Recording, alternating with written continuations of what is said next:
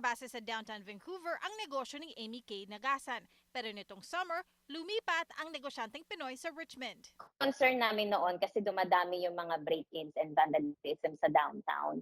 Aniya, nung Enero, naranasan din nila ito kung saan may isang taong bumasag sa bintana ng tindahan nila. Unfortunately, isa kami sa na biktima, pero luckily hindi nabasag ng totally nabasag yung glass namin kasi double pane yung glass.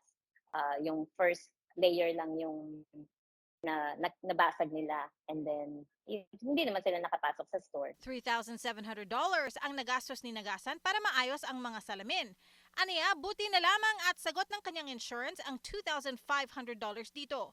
At ngayon may bagong tindahan na bumili raw siya ng dagdag insurance. Paglipat namin dito sa Richmond, kumuha na ako ng special coverage ng sa glass just in case kasi mas malalaki yung mga glasses namin dito kumpara sa Richmond. I mean sa Robson. Sa November 22, magsisimula ang Securing Small Business Rebate Program sa BC kung saan maring mag-apply ang mga maliliit na negosyong naging biktima ng vandalism sa 2023 sa isang $2,000 grant na suporta sa vandalism repairs at $1,000 sa vandalism prevention measures. I plan to apply para kahit paano makuha pabalik yung remaining na binayaran ko out of pocket. So I'm gonna inquire kung ano yung mga kailangan kong i-submit. I'm pretty sure yun lang mga siguro invoice and mga pictures siguro nung nangyari.